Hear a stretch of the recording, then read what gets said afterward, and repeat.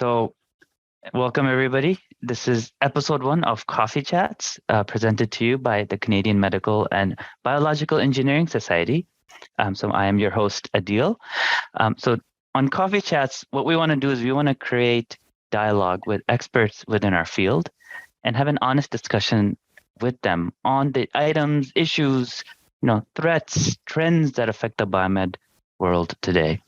So today I have my special guest today is Mr. Tim Zakutney, and we are going to have an honest discussion on the CCE designation. So first, a little bit about Tim. So Tim is the Senior Vice President of Digital Technology and Cardiac Technology and the Chief Information and Technology Officer. He is a professional engineer with a specialty in systems design from the University of Waterloo, along with a master's in health sciences in clinical engineering from the University of Toronto. Over 20 years of experience providing leadership, guidance surrounding medical and biological technologies. His portfolio includes information technology, cardiac imaging, biomedical engineering, radiation therapy, radiochemistry.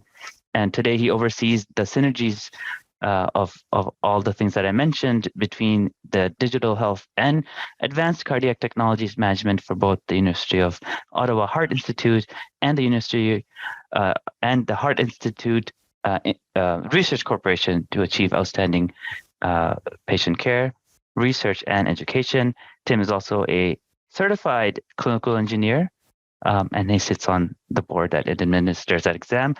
Tim, how are you today? Very good to deal. Thanks for having me. Oh, I'm very happy to have you. Before we start, Tim, I'm going to ask you a couple of rapid fire questions just so we can have everybody get to know you a bit more. So Tim, Android or Apple? Oh, Android. Good choice. Good choice. Windows or Mac? Oh, Windows. Oh, really? Yeah, interesting. Yeah. I go Mac for that question, oddly enough. Rome or London? Oh, London.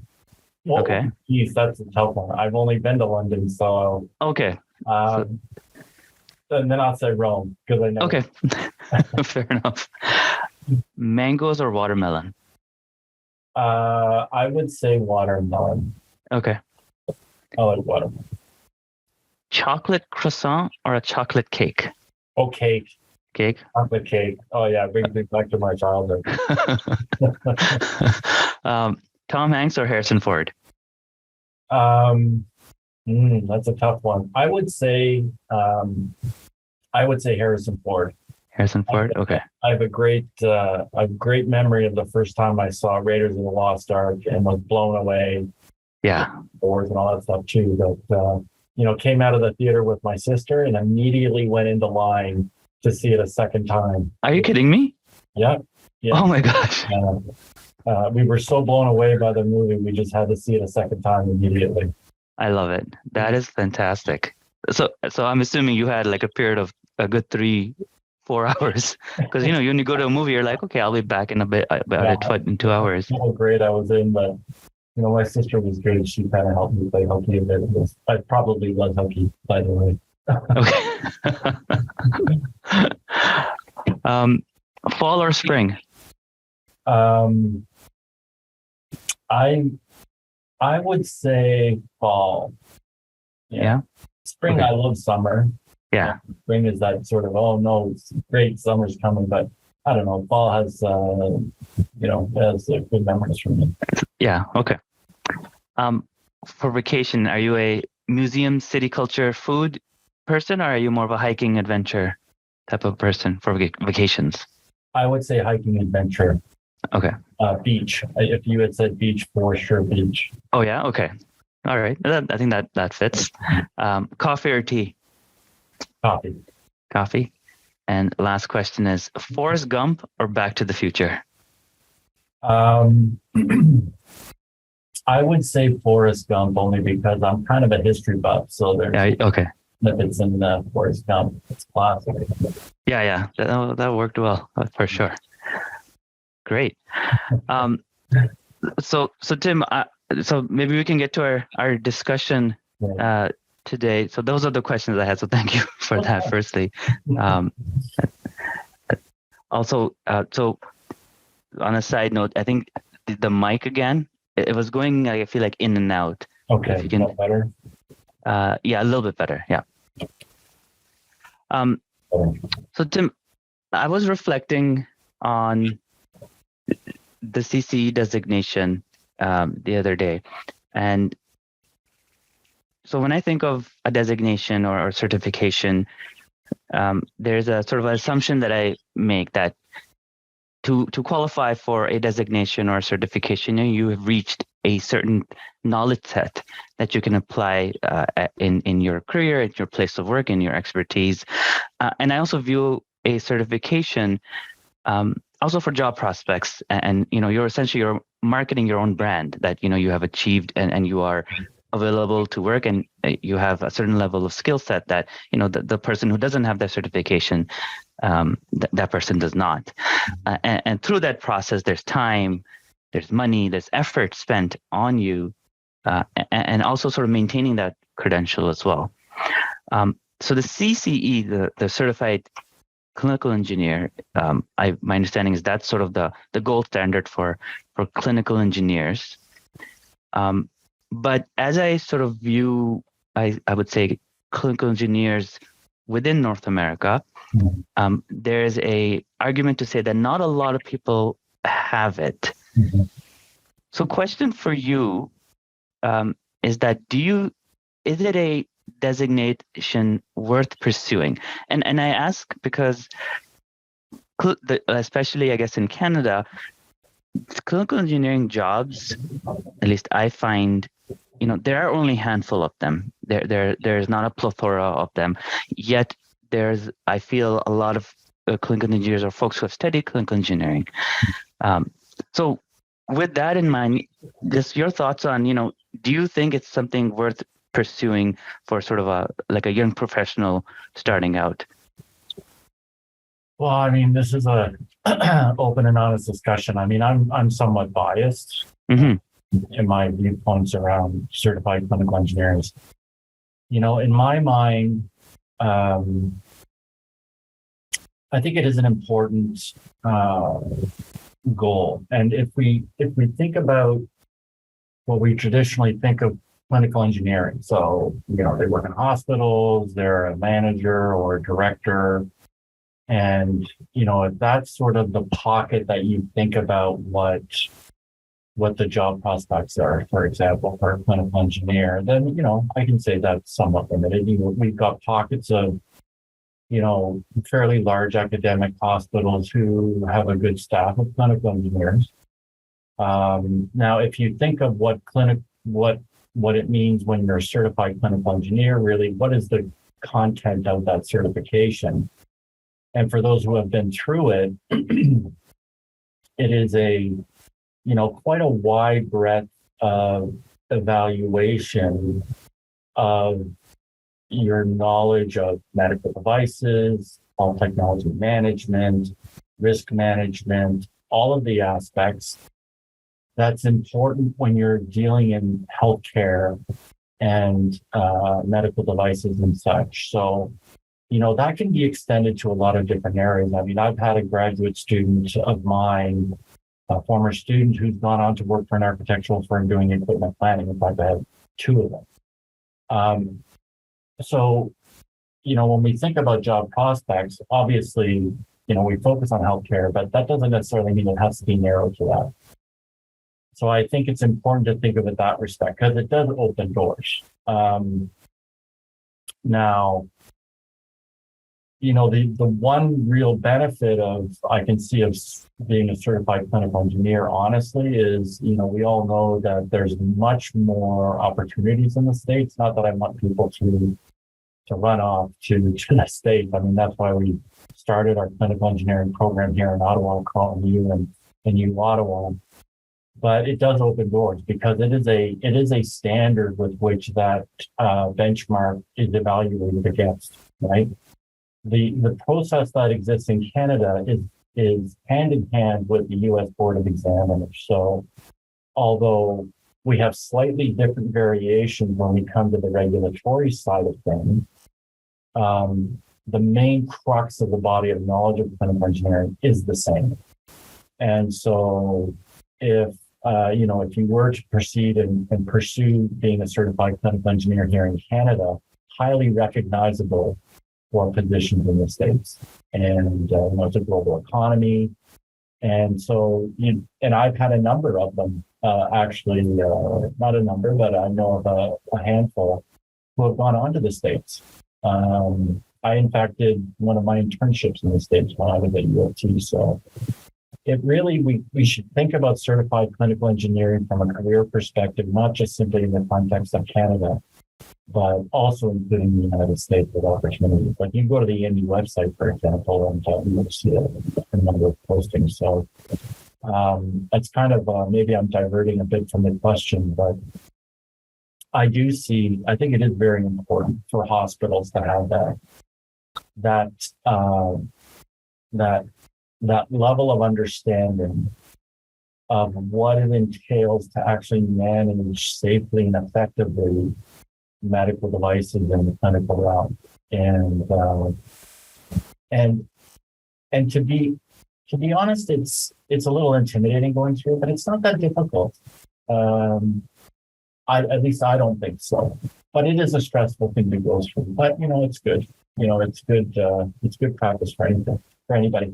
And if anything, it just helps to educate you more on things you not necessarily be familiar with or really have a real in-depth understanding. But as you prepare for the exam, prepare for the written exam and the written exam. So, and then, one thing I'll say is I know particularly this year we have a number of applicants. So, kudos to the board and CMBS for that matter, and ACCE and AMI too. We're getting more and more uptake here in Canada. And that's really exciting to see. And that could be as a result of, leaders across the country demanding it and asking for it as a requirement for a position. So it is getting better. But we did have those very lean years. I will say. But there's a lot of people, from the real founders like Tony Easty and Bill Gentles, and now we've got some real great advocates and Marie-Anne Janvier and Andrew Ivy, who are really pushing forward. So it's exciting. It's exciting to see this sort of interest. You mentioned one thing that I was interested in you mentioning, that there's a recognition of the designation perhaps a bit more in the States than Canada. Why do you think that is? Is it, we obviously know the States, they're probably a bit more advanced. There's a bit more work. The societies are bigger. But, is it just that us in Canada or in certain pockets of Canada, we just haven't reached that level of recognition that what a CE can provide? Or we haven't is it due to the fact that we're publicly funded or system where sort of maybe interests or importance is given to sort of more of the traditional healthcare, i.e., the dogs, the MRI machines? What do you think that is? My opinion about, why we've seen much more problems of certified clinical engineers in the States, I find this to my students when I teach, is as a result of the Joint Commission in the States and the accreditation process. And they are much more strict and stringent around preventive maintenance and benchmarks. And for those who may not know, being accredited by the Joint Commission in the United States is tied to money. At the end of the day, it all comes down to money. So, they need to, in order to obtain Medicare and Medicaid funding, for example, they do need to pass their accreditation. And there are strict guidelines and benchmarks around, percentage of PM completion and those sorts of items. So that kind of elevates the importance of a presence of clinical engineering, biomedical engineering really robust technology support programs in departments in the state. So I think that really has a driving force into creating those positions. So, and Amy has a big presence in the States as well. So I always kind of, alluded to sort of that environment. I know CNDS has worked closely with Accreditation Canada to get sort of the standards of practice embedded in it, and I've seen it more and more now as we go through accreditation. So slowly but surely, and so that's sort of why we see it more in the United States. But what I am seeing as well is organizations are asking for it more, and hospitals, and particularly large hospitals, are asking for it. I'm hearing No, that's a very interesting point that you made about Joint Commission. Similarly, I worked at Massachusetts General, and I remember when it was Joint Commission time, like everything stopped. Yeah. Like everything was focused on PM rates, PM completions, documentation, etc. So I definitely saw how of a stressful process that is. I felt for the organization. You talked about the CCE being the skills that you have, or the skills that you gain in being certified as a CCE. They're transferable to other industries as well. Your thoughts on something of a similar designation? So the one that always comes to mind for me is something like a PMP designation, right? So just looking at sort of the PMP designation, they build their foundations on people, like soft skills and effectively leading project management processes, reinforcing technical aspects, and business environment, highlighting sort of the connection between projects and organizational strategy. That's what they sort of talk about from a PMP perspective. So when I sort of think about the PMP designation and compare it to the CCE, I do see parallels.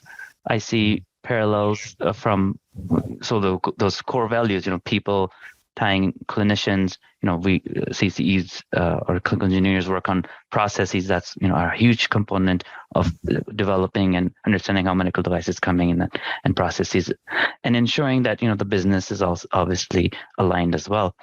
The PMP, I would argue, is a bit more recognizable, even at sort of the executive level, than I would say a CCE is.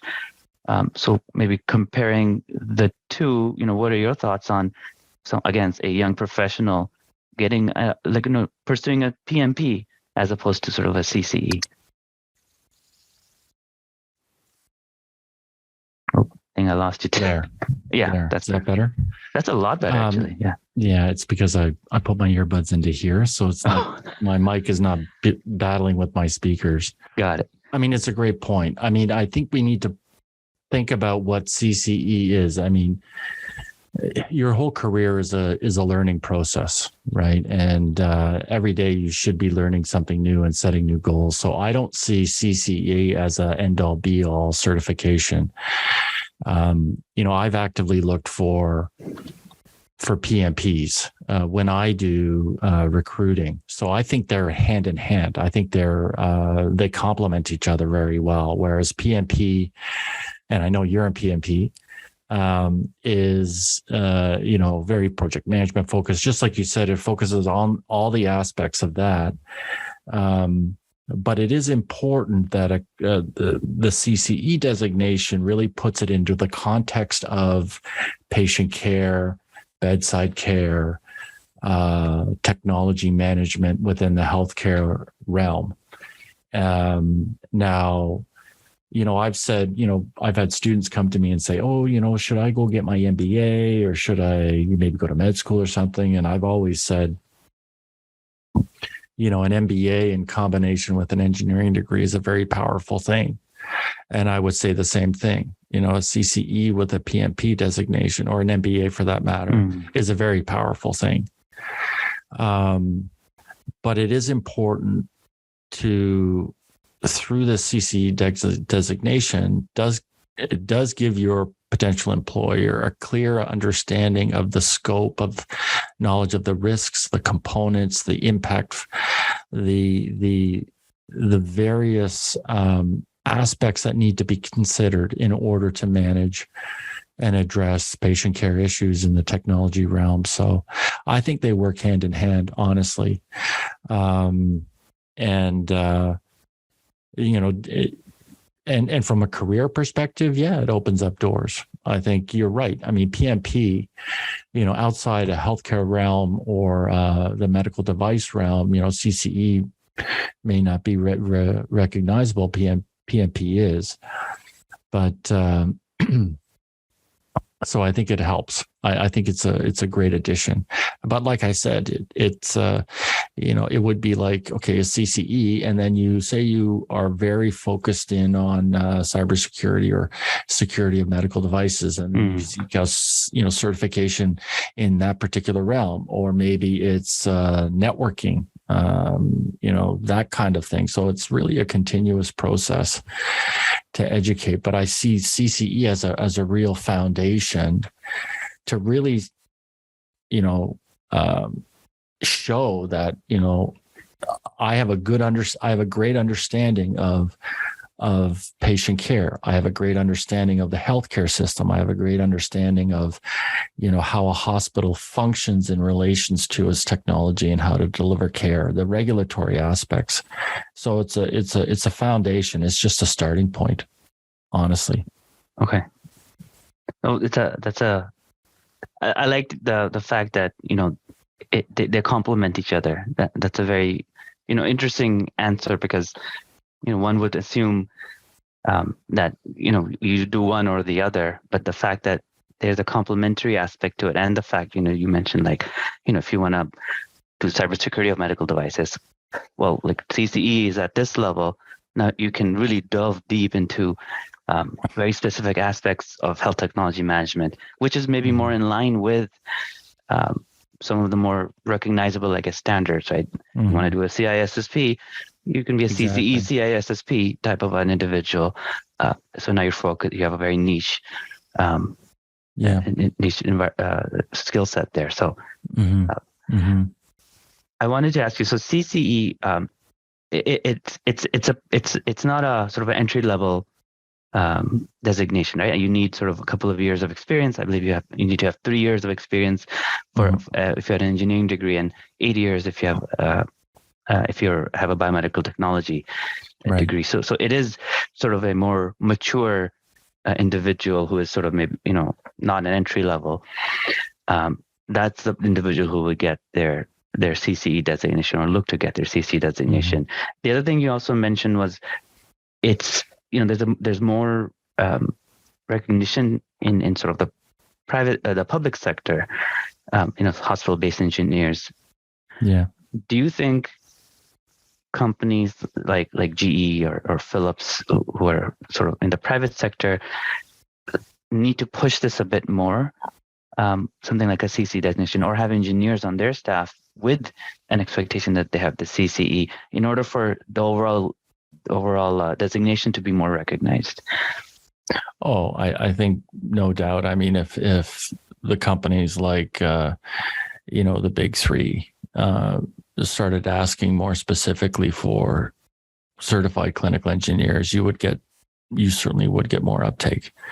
I think one other thing is in the undergraduate realm, I think it's important for the certification process, and let's say in biomedical engineering programs, that it becomes aware. And even the profession of clinical engineering really needs to be brought to the forefront in the undergraduate realm. I mean, I teach 4th year biomedical engineers, and it's actually their last term of their 4th year. So at that point, they're like, "Get me out of here!" Like we all were. And they're just being introduced to what clinical engineering is and sort of opening their eyes. So yeah, no doubt if those companies came forward. Now, that being said, I know of some companies in Canada who've recruited directly from the U of T program. And they, so, you know, the education of clinical engineers, they recognize the value and the importance and the internships that they go through. And they've recruited a lot of them. Now, they may not necessarily say, I would like you to then obtain your certification in clinical engineering, but the content and the skill set are recognized. So, and that's in the private sector, in the medical device arena. So, you know, I would say, it's up to all the hospitals just to slowly but surely, you know, push forward and require this as a requirement for employment. Now, that's not to say that you're freezing out people who don't have it. 3 years is a short period of time in order to become, to be eligible to proceed through the written and the oral exams. But it's a reason why we do that, right? Because it's a benchmark. I mean, that's what the certification is. It's to set a benchmark of common knowledge across all successful applicants. So, that's not to say that you can't make it a condition if you are employed that you, over a certain period of time that you become certified, that you actively engage your staff and, constantly remind them that this is something that this is a standard within your department that you want to achieve. So I've often seen postings where they say eligible for certification or eligible for CET certification, but there's really no follow through. It's just, did you do the schooling? Okay, we're good. You have to take it one step further and say, okay, this is great, but then, make time, coach, mentor them to keep on proceeding to obtain their certification. And I think that's, I guess at the end of the day, the leaders in Canada at hospitals, they need to buy into, the value of certification and what it brings to the organization, I suppose. But, I've never needed a whole lot of convincing for that. I always was convinced to begin with. Yeah. I know, I think I was speaking to you earlier, and you mentioned that that's one of the, even for like the technologist of the team that you managed, you sort of mentioned that, everyone needs to have a CBED and a CCE. And like, so you've sort of pushed them almost to do that. You mentioned something which I wanted to just quickly talk about was hospitals to push these requirements. So biomedical engineering departments should push them. Some of the kickbacks that I've gotten sort of personally, someone will be like, so what if I get it? Mm-hmm. There's no, just the nature of the public healthcare system is, there's no financial incentive. It'll just be at least what they perceive or some of the staff or team members perceive is that it's just me spending time and effort and money to obtain a designation that won't grow me within my organization. So why do I need to do it? So sort of the I guess the two-part question is, what can we then do as sort of leaders in hospitals?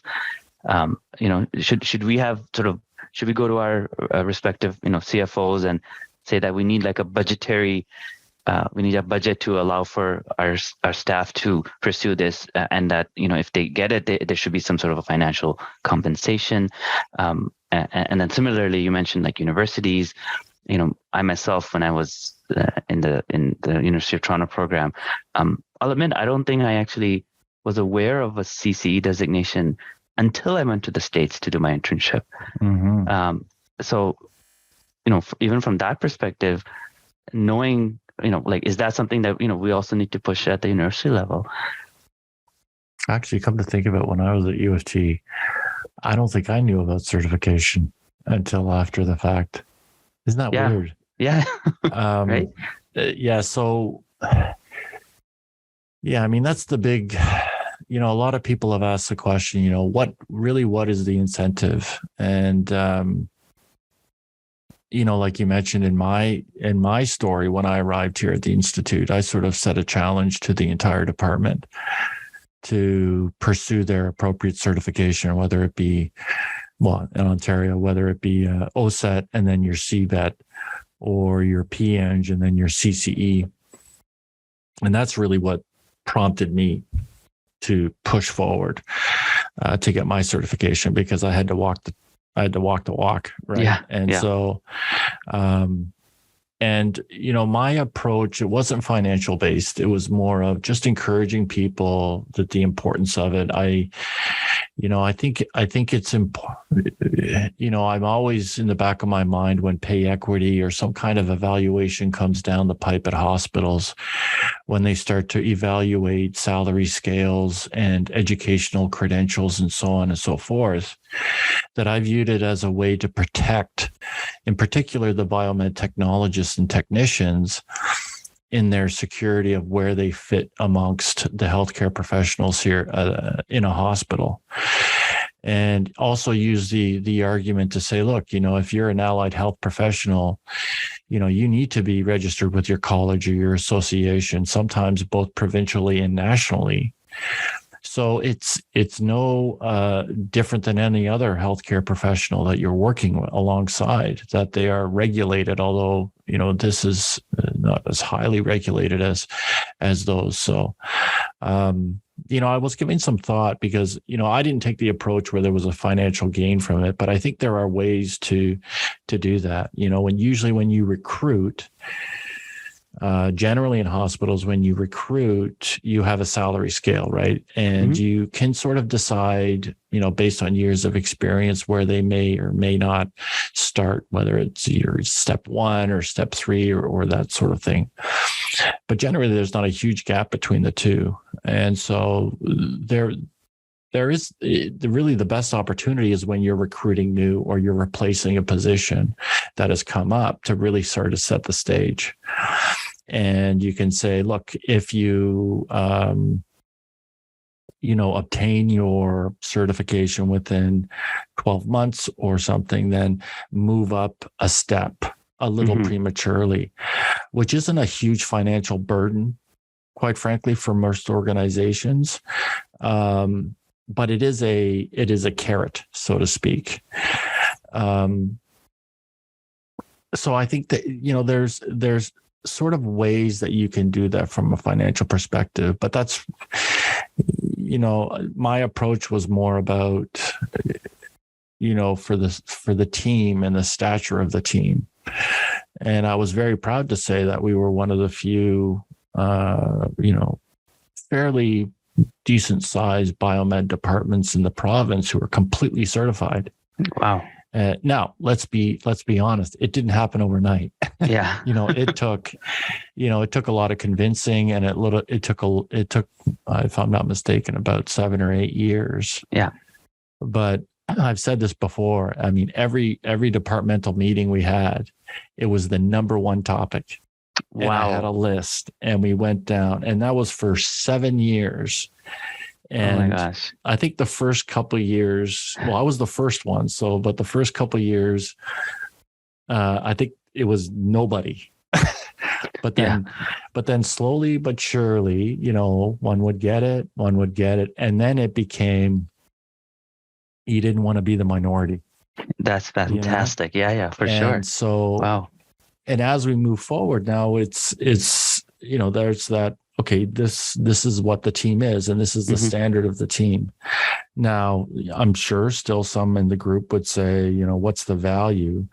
But what I will say is, it can't be taken away. And it, once again, particularly for the young, people in their young career, just as we talked about CCE and its transferability into the States, CBET is the same thing. That's transferred easily into the States. So it's right then and there, there's a recognition of the core competency and this core experience and core skill set that you bring to the table. So yeah, it doesn't happen overnight. But you know what? Nothing happens overnight. That's You true. just gotta be diligent and keep on pushing forward with a smile on your face and stuff. But you know, there are mechanisms that you can make it somewhat of a financial interest. But the easy part to do it is that when you're recruiting, where you can put those sort of requirements, you can ask for it outright, and you know, maybe that's the start. Yeah, that's fascinating because we've gone through a couple of recruitment and we wouldn't just because it's not an expectation, nor has it been. So it's almost at the management level where we also need to define that, you know what, this is important. And I remember the other day we were talking about it and someone mentioned, the website is, or I think they referenced the website and they mentioned it's very, it was last updated 2015 or something. And then you talked about some of the other allied health professionals, which are quote unquote highly regulated, where you almost have to, be linked or associated with them for you to be hired in a position at a hospital. I wonder if that's even something that, we should, as a biomed, institute organization, professionals should consider, the presentation of, I guess, the CBET in this particular case. It seemed like since that website, it seems a little bit antiquated. It's not as important as our fellow allied health professionals, and just sort of how the perception was, at least on my team. I remember I was thinking about. So that was an interesting point I noted. Was they're like, oh, we can't get the right information, the resources. Not that I feel like not a lot of folks actually tried, but I think that was one sort of a barrier that we had anyways. So, well, I'm not that familiar with, the CBET certification process, but that you could say the same thing about the CCE certification many years ago, where it was sort of kind of on hiatus. Yeah. And that was one of the reasons why when I did my certification, I went down to the States. I wrote my written exam proctored in an auditorium at U Ottawa, and then took a trip down to Baltimore for Amy and did my oral examination, all under, I had to cram United States regulations and standards and stuff. And luckily I was successful, but one of the reasons why I drove that is because I wanted to come back and resurrect what was going on in Canada. Okay. Wow. And when I came back, I reached out to Tony and I said, look at it, I want to help out here. Yeah. But,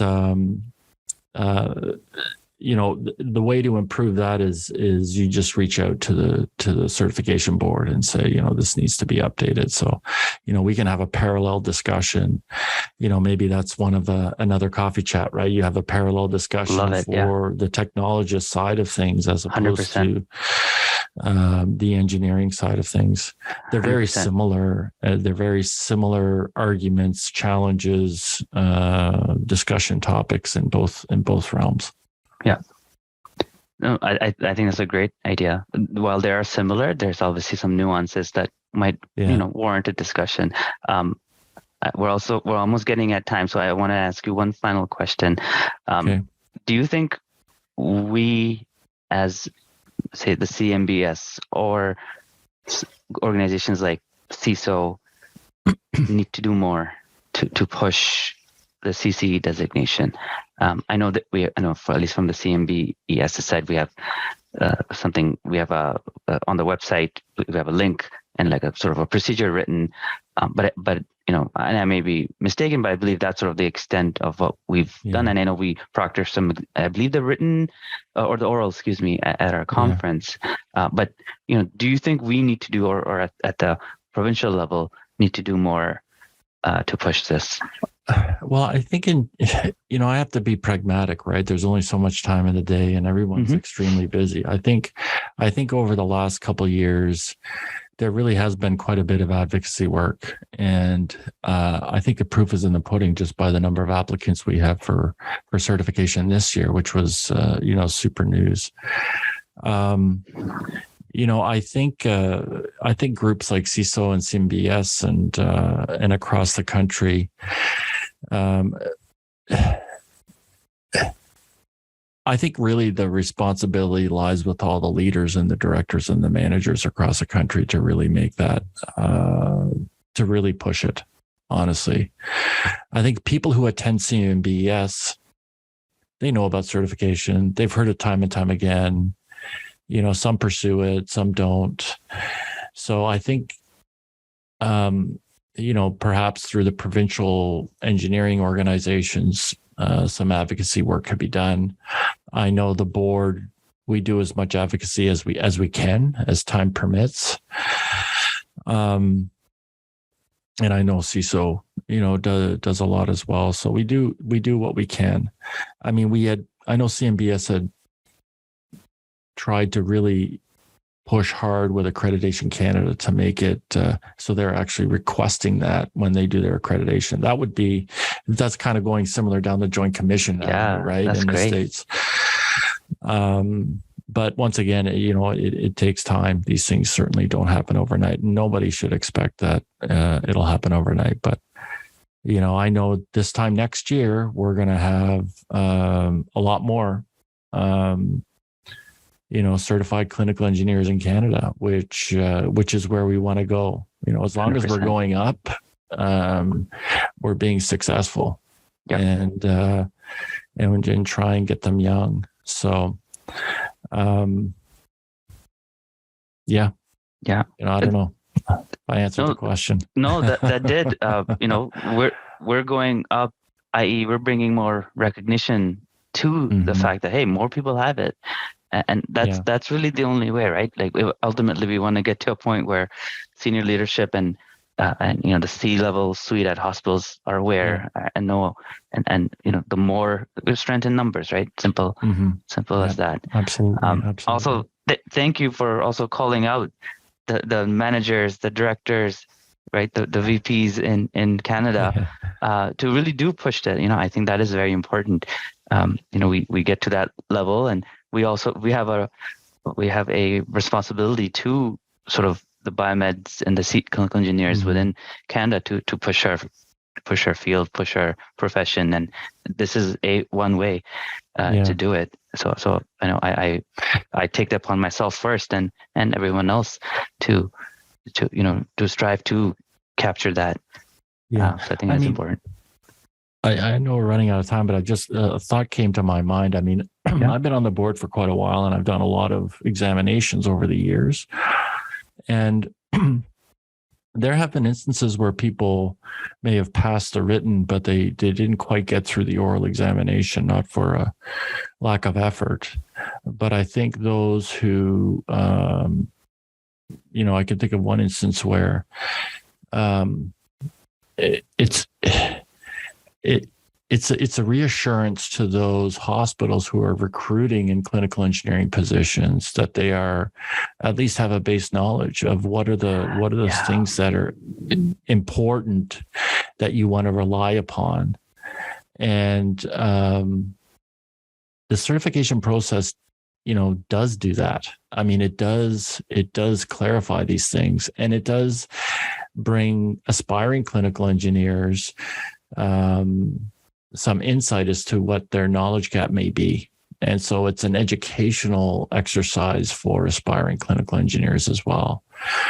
So, that's why when I post and I look for clinical engineers, I make it a requirement because I just, I can trust it. And I trust the rigor that goes through this evaluation piece. And I would imagine all leaders and organizations across Canada who are aware of the certification would ask for the same thing.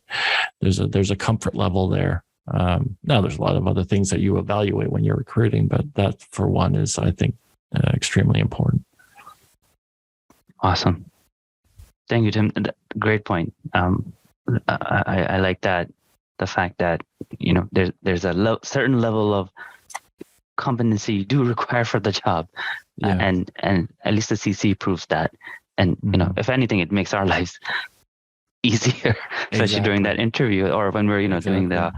No, that's I appreciate that. I think that's the time we have, Tim.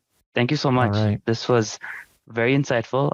And I think honestly, my thought process was a little different prior to our discussion. And I think I think there's a lot of work that we need to do. And I think it's starting that work and building it up for eventually us to be at a position where, we have CCEs sort of all around. So thank you so much. It was great talking to you, Adeel. Thank you, everybody, for listening. I hope you had as much fun as I did in speaking with Tim. And join us next time as we look to uncover more at CMB